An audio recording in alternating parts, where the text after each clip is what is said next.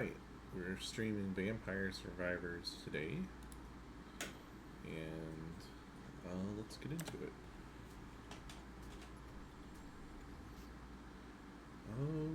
Okay.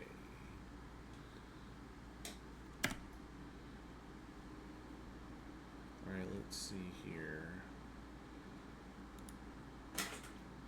Alright, which character do I want to mess with today? I was trying to use this character last time.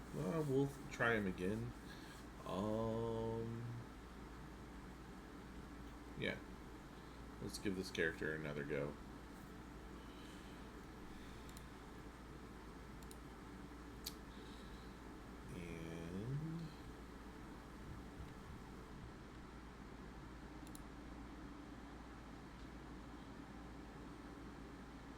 And let's just check this place out. On Arcanas. Now let's get started. I like this Arcana to start with. Just you deal damage when you heal, and you heal all the time, so.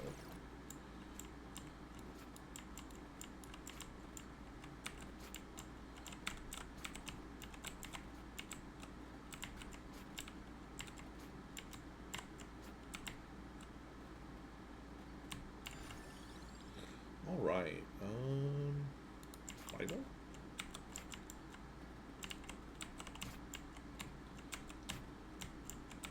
I was like, hello. Am I getting a Bible? There it goes. Okay, and let's do the...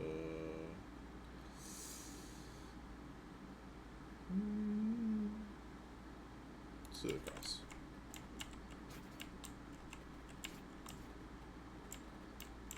One of the things that I picked up the last time I was playing this was that there's a merchant on every stage, and I can see him up there, but I don't want to really spend any money on anything, I don't think. I will go talk to him, though. Go ahead and get the empty tome.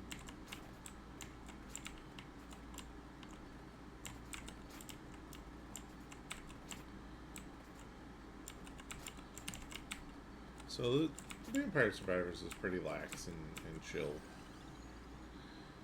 Yeah, I don't need any of those things. Should save up and buy that golden egg. But today, while I'm playing, I was just gonna kind of talk about something that was kind of on my mind. I already found the treasure chest. And it's about Dungeons and Dragons. What two completely identical games, Vampire Survivors and Dungeons and Dragons. I just think I could probably talk about D&D for a minute. Yeah, so something, well, I guess a little bit of information about me. I've been playing Dungeons & Dragons for a long time. It's one of my favorite games. I do like other games like D&D. Monster of the Week is one of my favorites. But I haven't played too many. Unfortunately, just don't have access or players, you know. Most of the time, it's easier to get players into Dungeons and Dragons than other games. But I don't play any kind of RPG like that. But anyway, there was a discussion that I was reading where people were talking about duplicator. Why not? People were talking about how the different races are just humans with different hats. And that kind of bugged me a bit as someone who really puts his all into, like, role-playing and whatnot.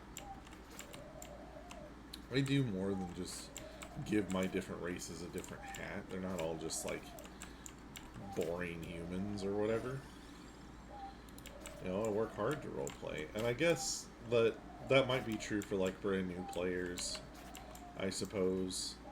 But it's a weird reason to me to exclude other races in your game,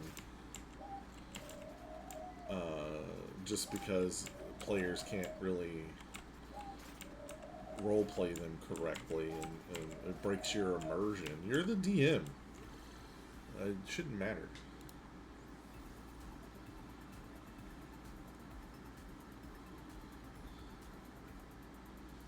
Yeah, I get that you're also trying to play the game and have fun too, but you're in control of the game and the situation.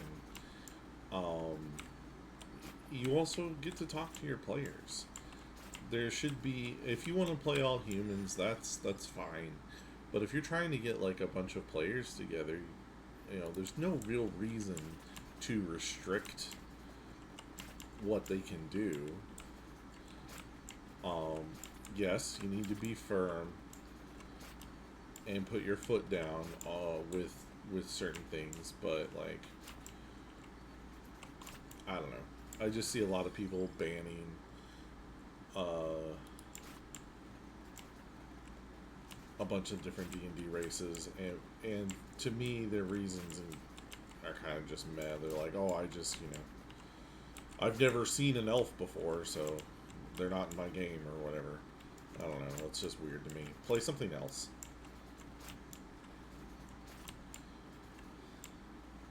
That's my little D&D rant for the first little part of this. I may rant some more about it. I don't know. It's your responsibility as the DM to, you know, make sure all the players are having fun. And in my experience of DMing, there's no real reason to ban anything outright. Um, Homebrew excluded, but I just mean like in the original content, like banning spells or banning races. It's your job to like kind of balance and build around that and make sure the rest of the party shines. And there's no reason you can't do that with the rules as they're written.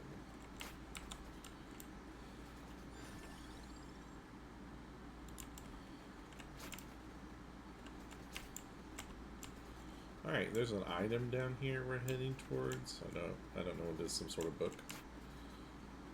I see. And then the Bubble Reaper here is keeping us from getting to our book. It's upsetting. We can't get any close to it.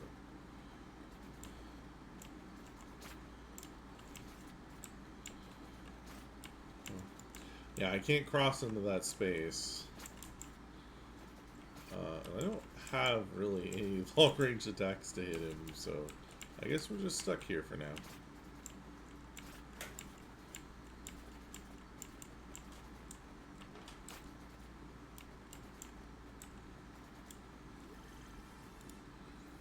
Ooh, a triple chest. Nice.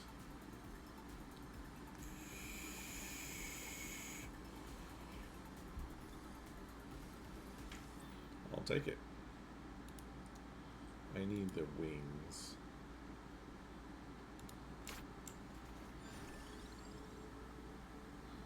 Which is none of those things.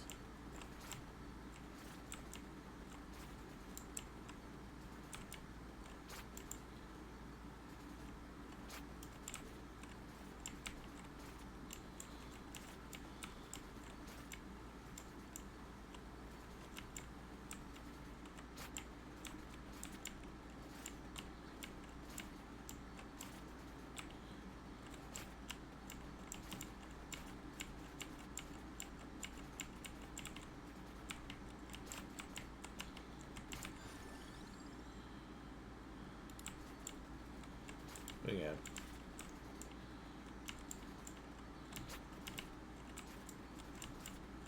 All I wanted was the thing that's down here.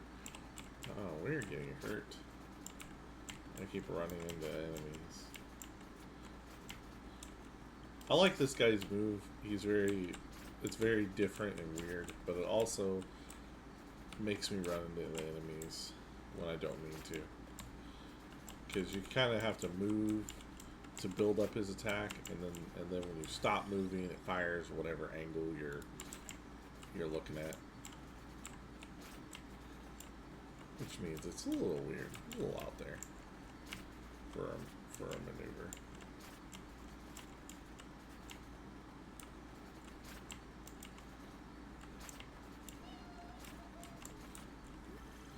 Alright, let's get another chest.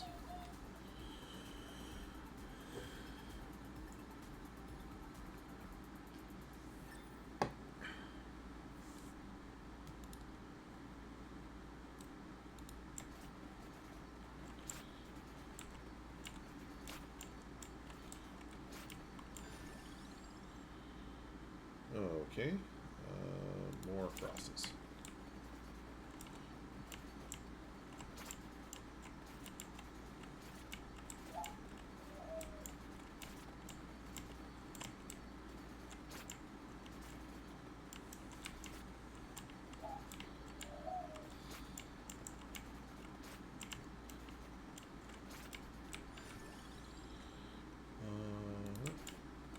We just need the wings now for speed.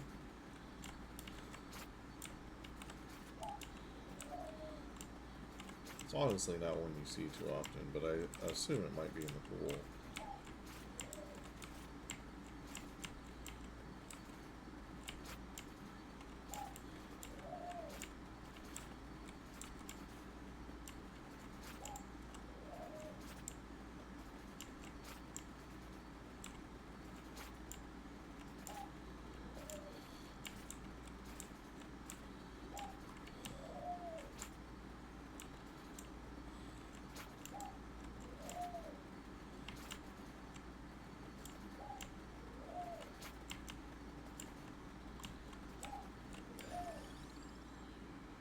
Okay. More magic wand.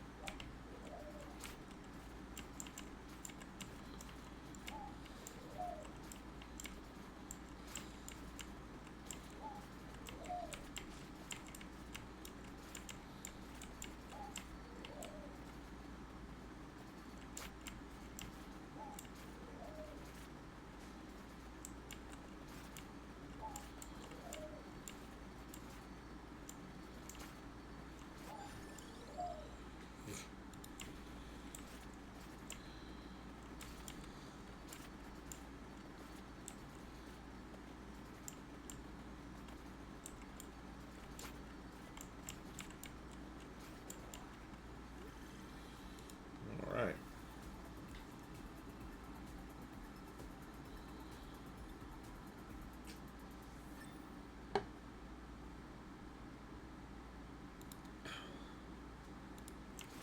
If you're looking to run like games of Dungeons and Dragons or anything like that, I think it's important to play other tabletop games for sure, just so you figure out if Dungeons and Dragons is the game that's right for you and your group. D&D is really versatile, so a lot of people just kind of modify that for their own purposes, which is fine. You can totally do that. But there might be other games that are more well suited for like whatever playstyle you and your party want, you know. But something that I think is important, and this could just be me, and you know, other people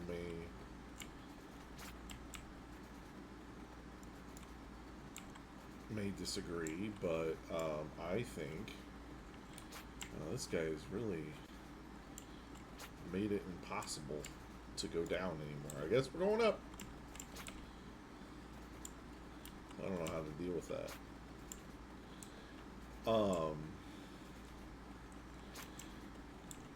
But like playing Monster of the Week, I think is something that any newer DM should probably do before they get into playing Dungeons and Dragons. Only for the mindset of telling a story, because that's what you're doing. Is you're telling a group story. It's not the DM versus the players, although it is that for some people. But that's genuinely not the case. You know, we're trying to tell a group story together. Everyone's on the same team, DM and the players. You want to make it challenging because you want drama, but it makes for better storytelling if there's like a threat. You know, you don't want everything to be easy by any means.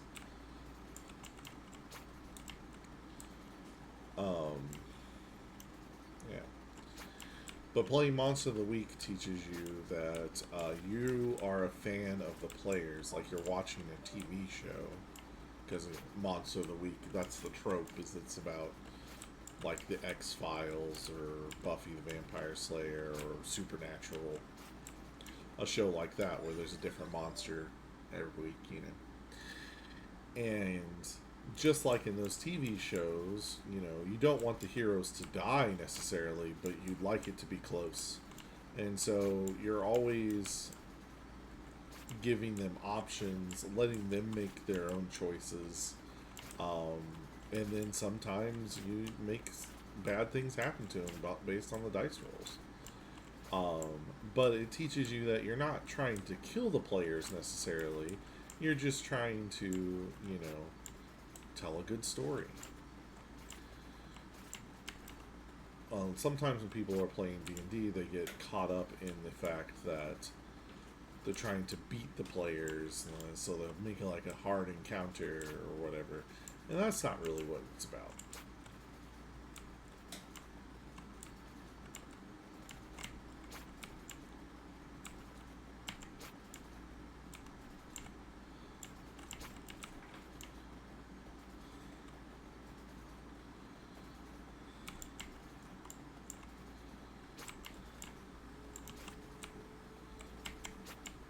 That's why it bothers me so much when I see that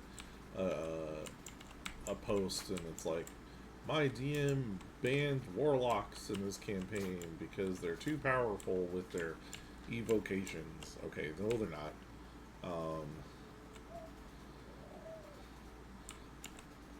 Rogue sneak attack is not too powerful either. You know, there could be an argument made for smiting, but even still, like, none of that's too powerful. What you do in those situations, you're like, well, what am I supposed to do? You know, the tank's not taking any damage, or they're surviving everything I throw at them, or one of my players can fly and it's causing problems. Well, you create solutions to those. Like, really, if you've got a flying player, give him some obstacles to deal with in the air. Don't let him just dominate stuff that the ground players are doing. The people on the ground, give them their own things. But don't take away a player's agency or their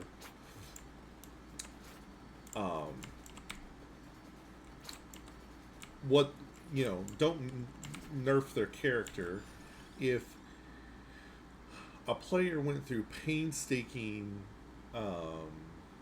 choices to make themselves, let's say, immune to lightning.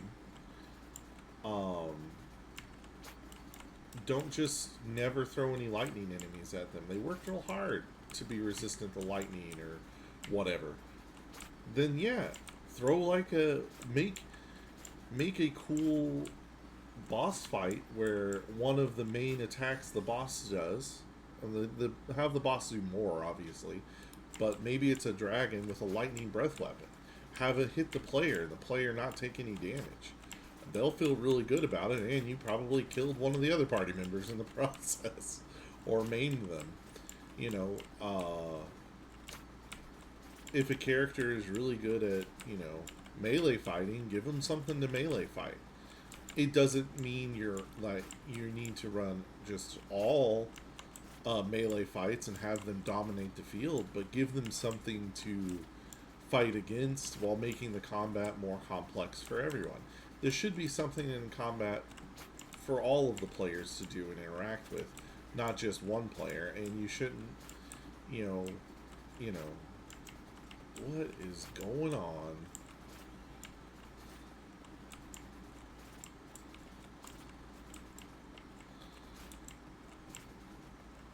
Well, this map is bullying the crap out of me.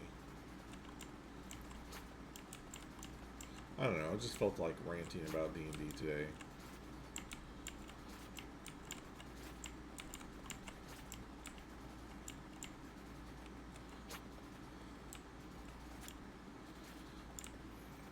I know. Oh, if I could just kill this guy.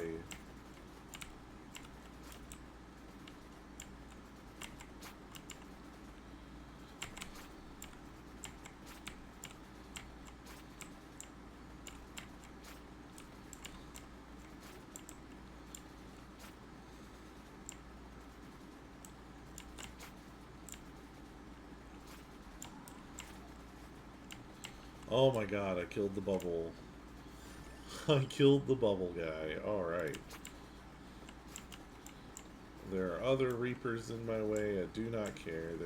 I left like 6 treasure chests down here.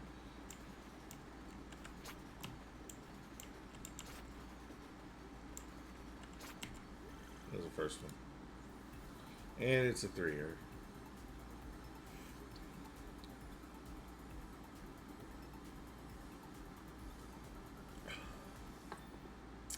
Alright, we've upgraded our crosses to the Holy Sword? Heaven Sword.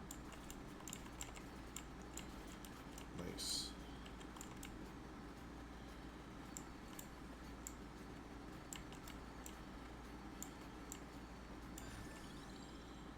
Alright. One upgrade.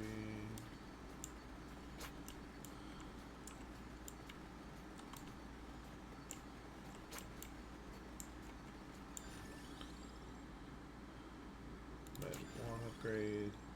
Magic wand upgrade. Fire rod upgrade. Oh. Oh, we did get the duplicator. Okay, so let's get the lightning ring. Lightning ring upgrade. Fire wand upgrade.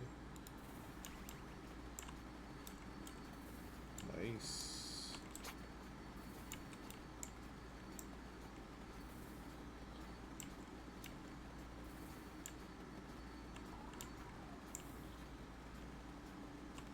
I don't know what that was.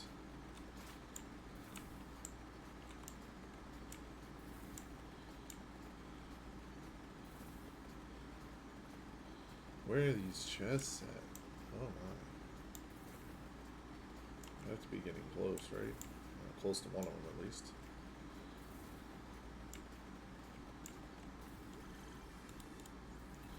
Another 3-er. Nice.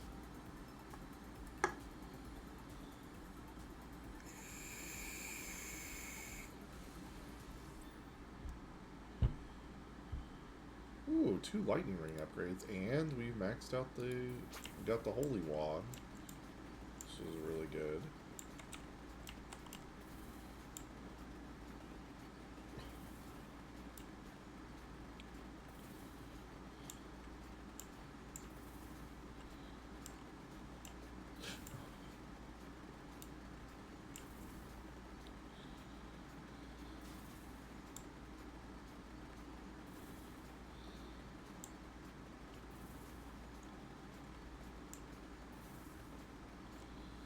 This is an Arcana chest, I believe.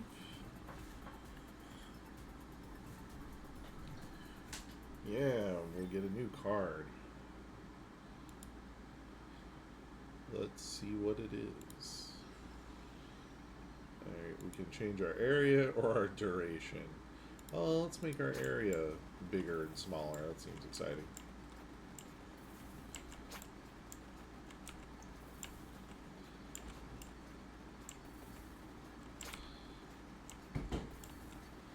Trying to get a level up here before I grab that chest.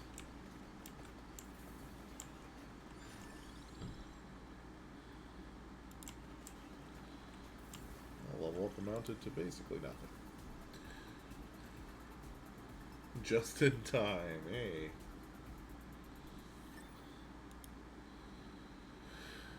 How's it going, Brobot?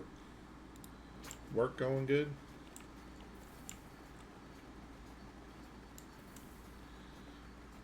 I've mainly just been ranting about D&D, so I was trying to get down here through the Vampire Survivors. Trying to head to this item down here. And these weird Grim Reapers keep getting in my way.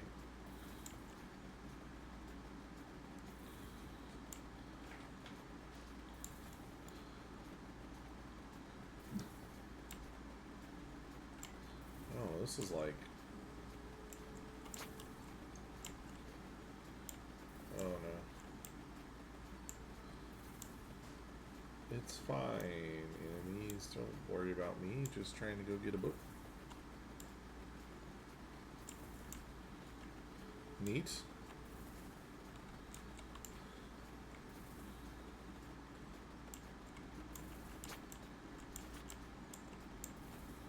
Typical cleric experience. Listen. Just because you had problems with Spirit Guardians when you were DMing doesn't mean that the spell's actually a problem. You're just new and young, and you didn't know it. You didn't know, and unfortunately, I had never really experienced Spirit Guardians myself, so I was little to no help to you. But now... Okay, I mean, yeah, that's what Spirit Guardians is good for, is wiping out useless monsters. I did have, when I was running Curse of Strahd, I did have my cleric activate Spirit Guardians and wipe out a whole, essentially a whole army of enemies. And knowing what I know now, I know how to deal with that, but I did not know how to deal with that then.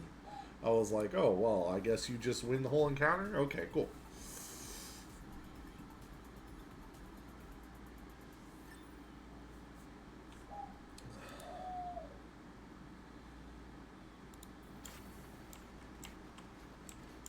In case there are any DMs that might be struggling with Spirit Guardians, first of all, don't forget that concentration rules are a thing. Make sure that you're attacking them and having them roll concentration checks. Otherwise, they'll just pummel all of your monsters with Spirit Guardians. And aside from that, just make sure there are stronger monsters for the rest of the party.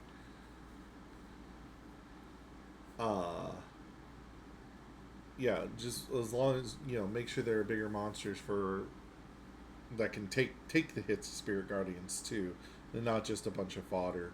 That's a little harder to balance, but it can be helpful.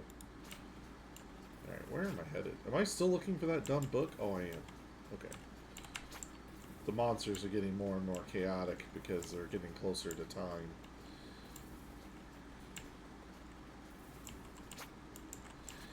Yeah, concentration rules are very important. As long as the reason the spells have concentrations are balanced. Because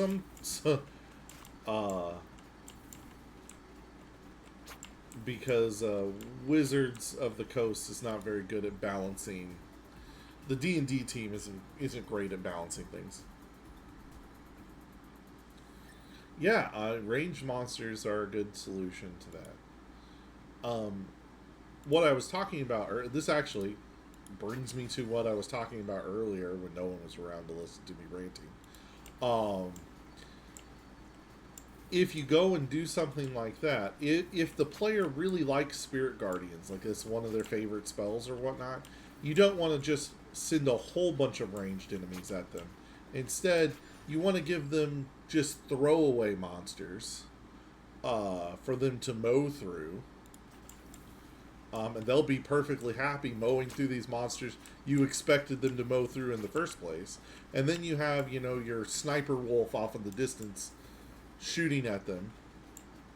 as the main threat or whatnot or what have you.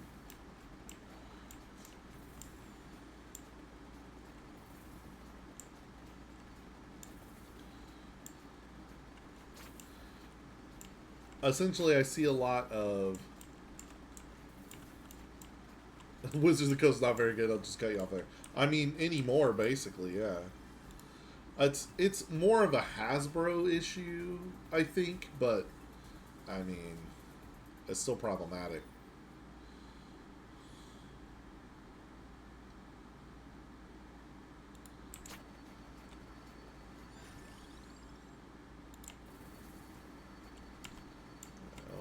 A lot of experience everywhere all of a sudden.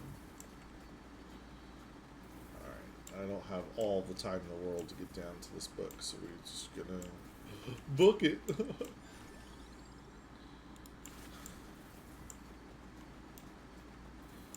um,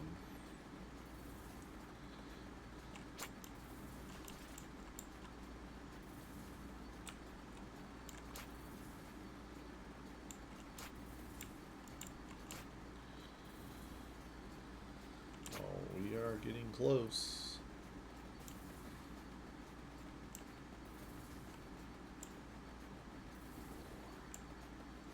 I don't. Oh my gosh.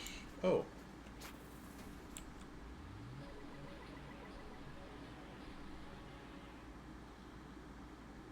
Our our vampire is in another coffin.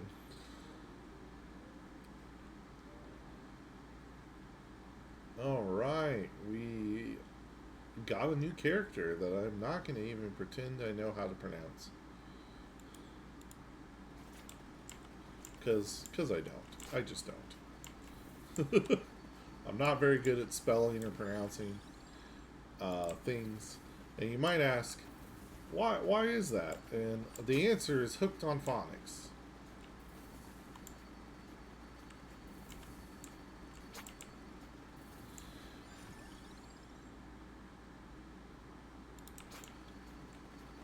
I won't blame everything. Look at those giant meteors.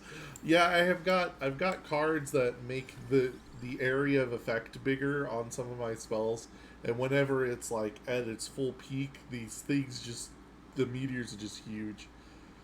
Um, I really wanted the wings, but I don't know if I'm gonna get them.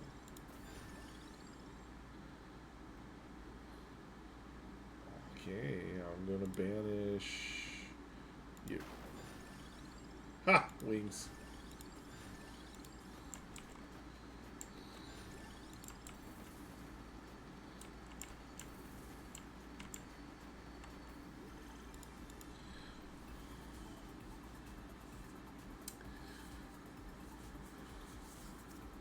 But yeah, I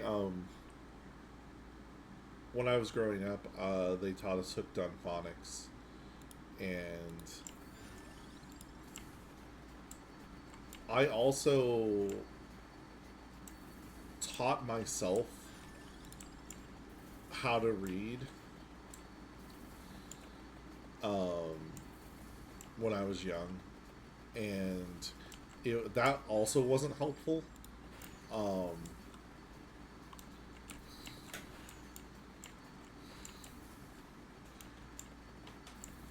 I basically what I did was I would memorize the words in a book based on like if my mom was reading to me, I would just memorize the words of the book, and then later I would look at the words and like, oh, this is how they're said. No, this was before I went to like kindergarten when I was real young. I would memorize words that my mom was reading from books, and it made it a little more difficult for me to learn how to pronounce words on my own and stuff like that. Phonics was not helpful at all. Uh, Hooked on Phonics was terrible. But what made it even worse, if it could get worse, is when I changed schools. This whole time they've been hooked on phonics, this and that, and this and that. I changed schools, and the school I changed to did Shirley English. I changed in middle school, so I did all my elementary. And when I got, what the heck is this?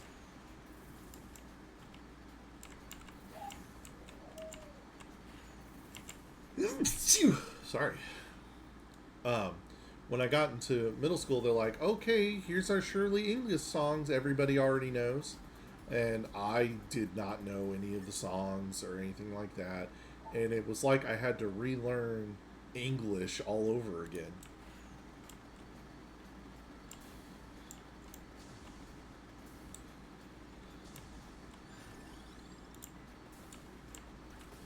Anyway, because of that, my pronunciation is really bad and my spelling sucks. But I am working on it. So there's that. I haven't, oh geez, just laser beamed the whole screen.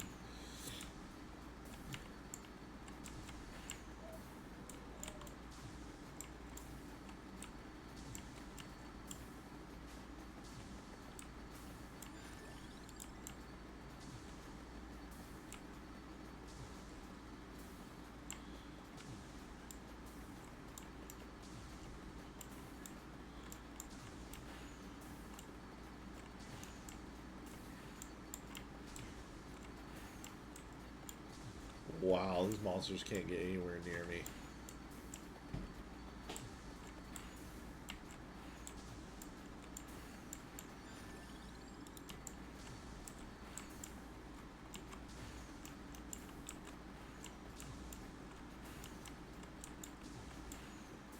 Oh my god, okay. I'm sure I could just stand here and read chat.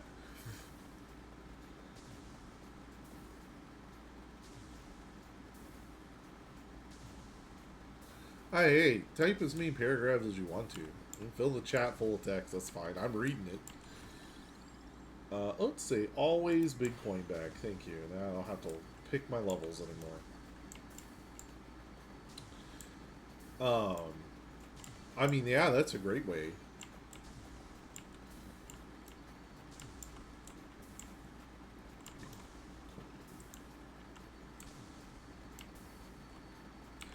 I'm sure, um, like, my mom always made learning fun when I was young. And I think that that's important for, to make kids want to learn more.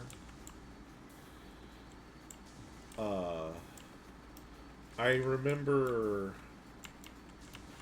my mom going to, like, a parent teacher conference when I was in the third grade.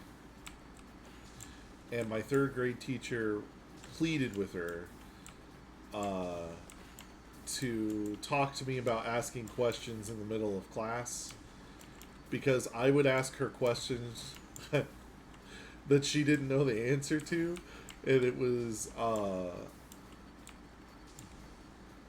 little disruptive. So she didn't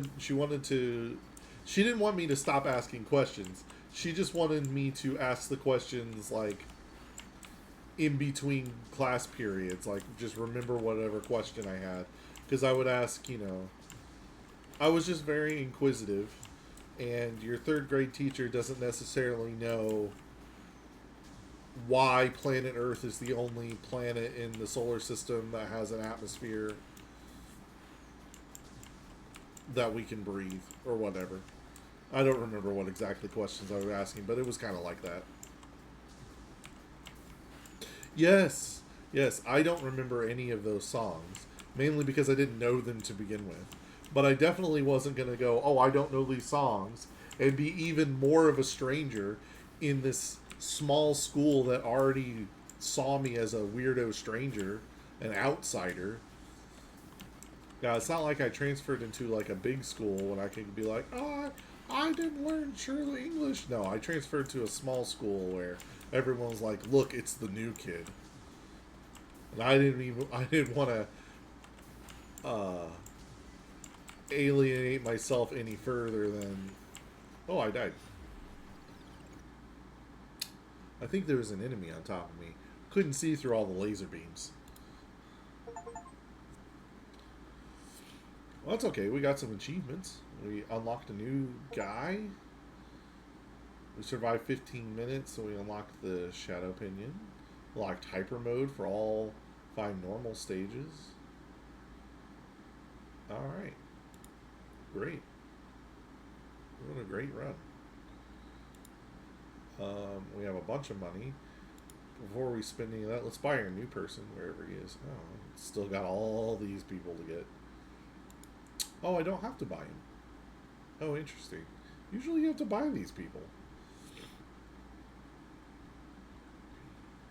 Look at how many characters there are. There's so many characters in this. It's wild. Okay, we'll go back because I have...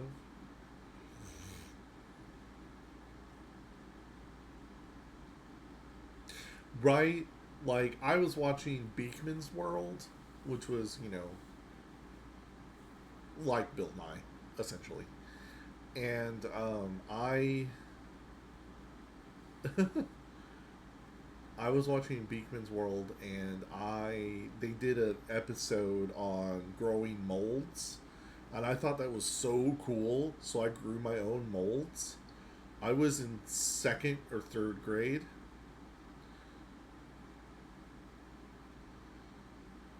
He had, yeah, he had his green lab coat, and he had like a giant rat, a guy in a rat suit that was also his like helper.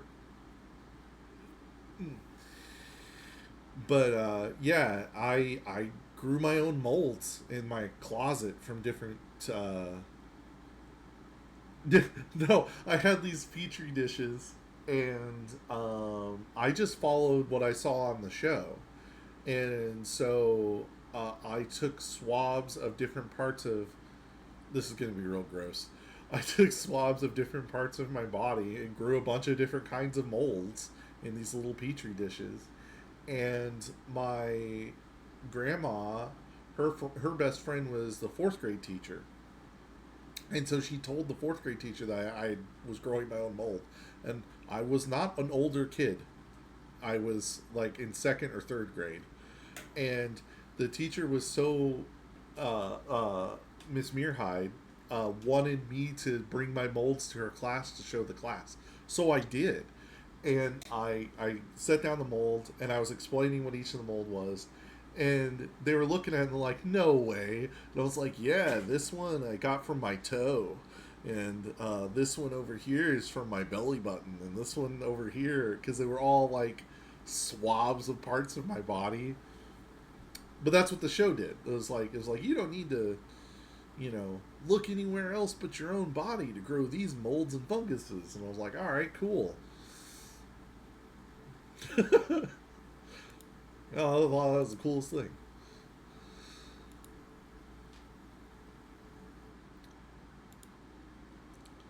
Oh, I bought a curse instead of a revival. That's okay. I want to buy one of these too.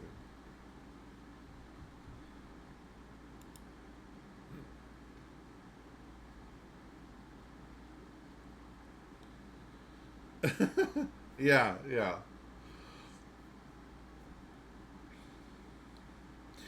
It's what's funny about all this is like I look back at my life like as a kid like growing up, and I really should have just been a scientist.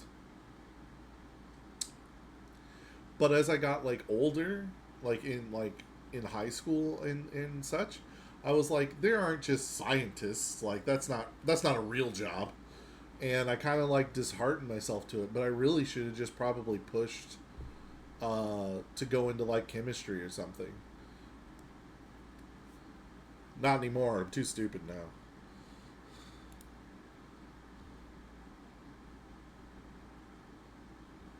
Let's use the new guy.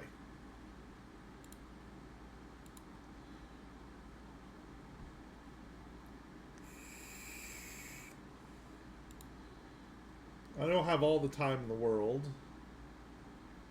so we'll go to the Bone Zone, which is supposed to be a challenge stage. I don't know anything about it, so we'll go check it out. Start with this Arcana. Oh, he kind of whips. Like it's a lot of whipping. That's neat. Let's magic wand to help protect us from the.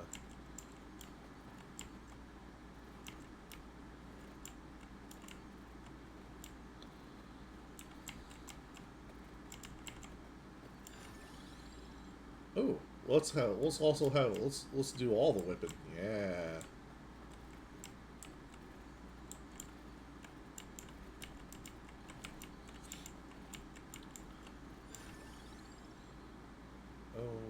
Okay. We'll just take the healing. Maybe we'll find garlic.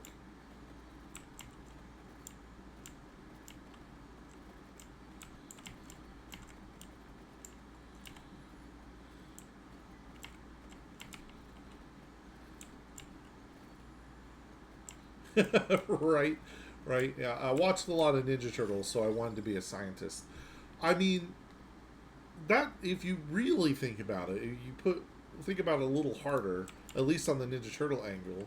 I mean, Baxter Stockman was like Shredder's scientist.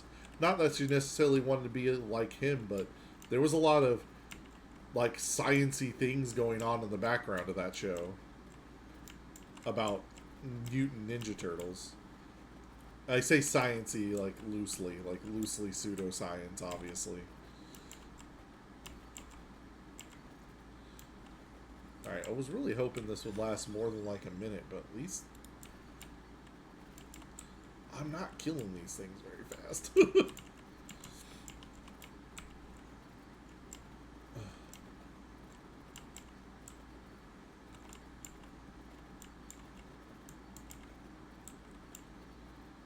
Just wanted to know what the secret of the ooze was. Yeah. Yeah, exactly.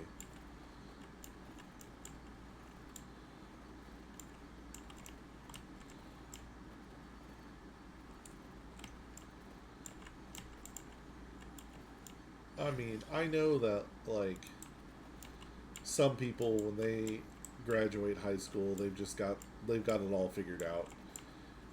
I was not one of those people. I didn't know what I wanted to do. First 2 years of college, I still didn't know what I wanted to do, and all that was just taking classes that I needed to take for any degree. I got my associates in science and went, I don't think science is for me. Maybe English. And we just talked about how I'm terrible at all of that. But my young, dumb brain, when I was young, just thought that maybe, just maybe, I would be the greatest writer of all of history. It's cornstarch and water. Yeah. Well, not no. It also has probably green dye in it. Food coloring, like green, blue and yellow food coloring to make green or something like that. Not just water and cornstarch. You need some coloring in there to get the ooze.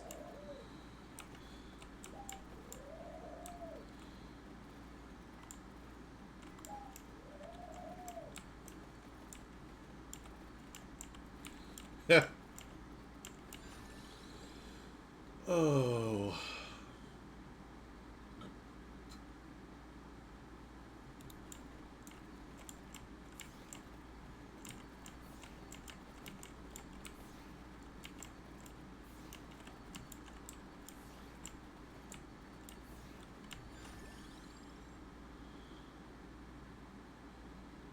Um.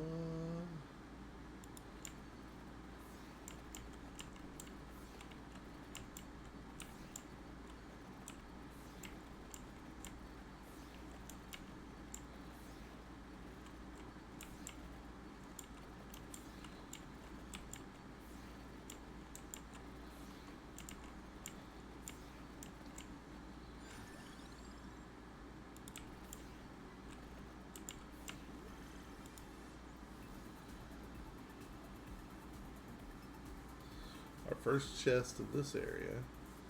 Woo. Yeah.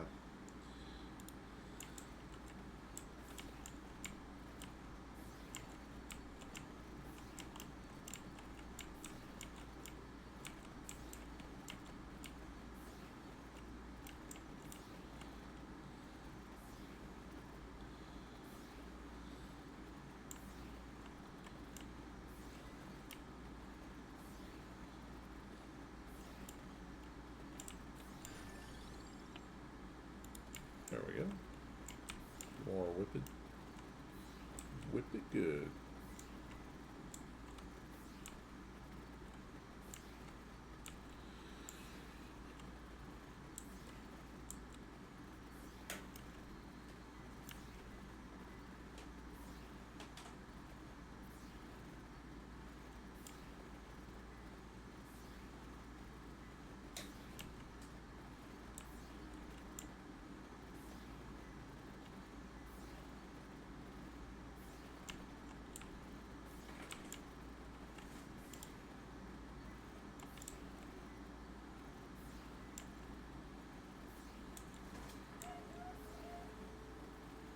Well, let's avoid all the fireballs from there, shall we? That seems good.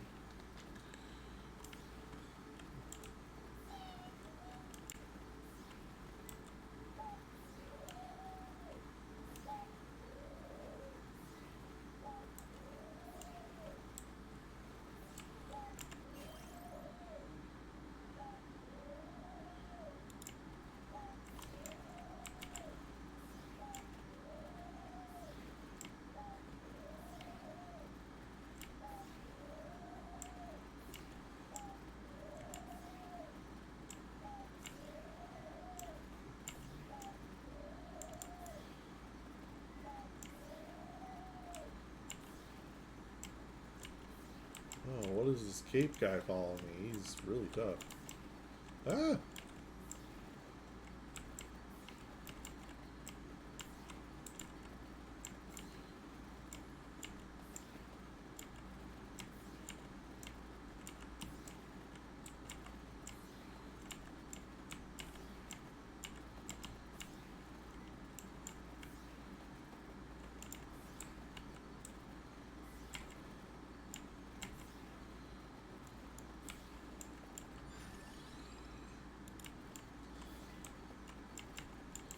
More whips.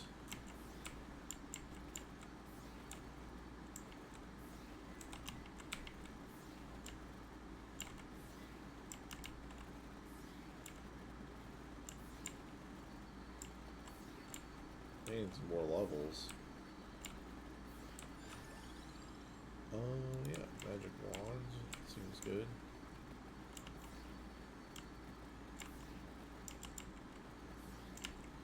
Oh! Oh, I died. Well, that was difficult.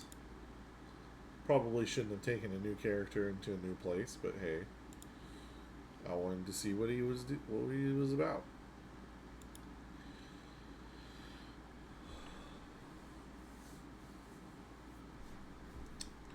Let's see here. Alright, I don't know what the new whip evolves into. Don't know what that evolves into.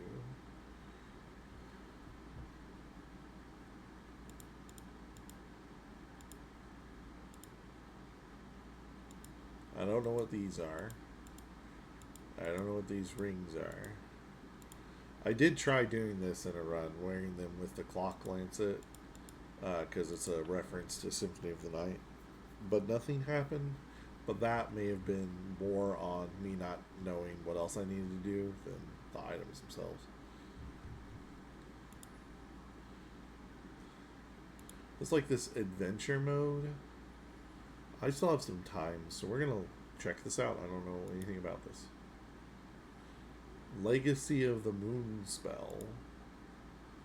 Oh, it's got its own like power up section. Okay. Well, I think duplicator seems good.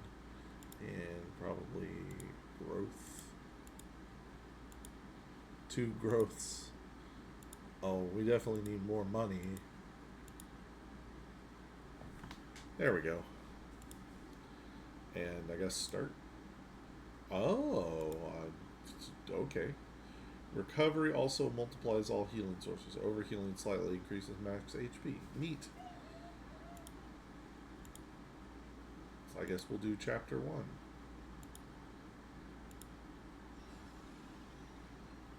And we'll take this healing thing because. Oh gosh, that's a dragon. What is that? Oh my goodness.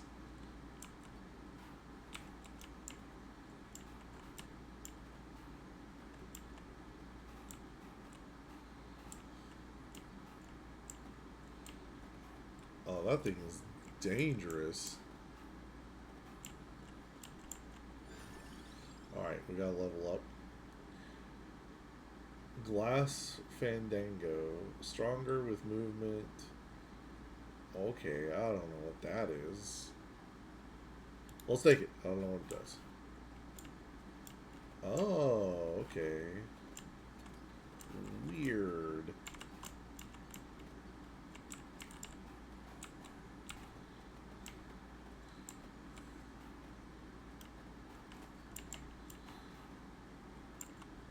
Yeah, maybe. Okay. So the thing with the clock lancet and the rings is a long time ago, I have used those successfully and upgraded it. I don't have that save file anymore, and it was a long time ago, and I don't remember how I did it before. There's been lots of updates since. There's been lots of updates since then. Lots of characters have come out. Lots of different power ups now upgrade with different things. Oh, I might die. Oh my goodness gracious.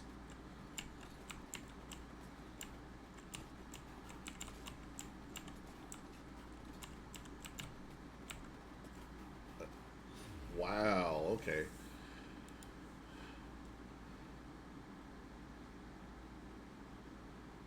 Oh, I survived 1 minute in the castle grounds. So I unlocked another area. Cool. Well, this adventure mode is interesting. We're going to leave adventure. That's fine.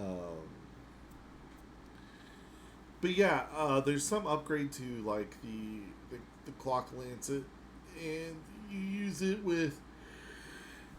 Ugh,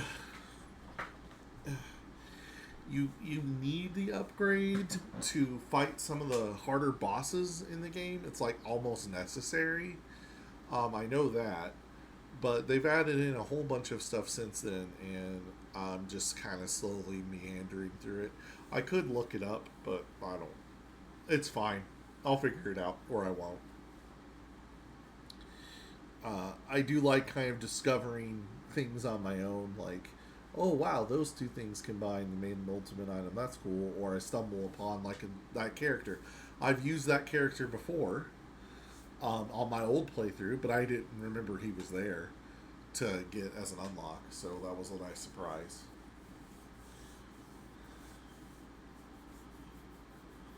Well,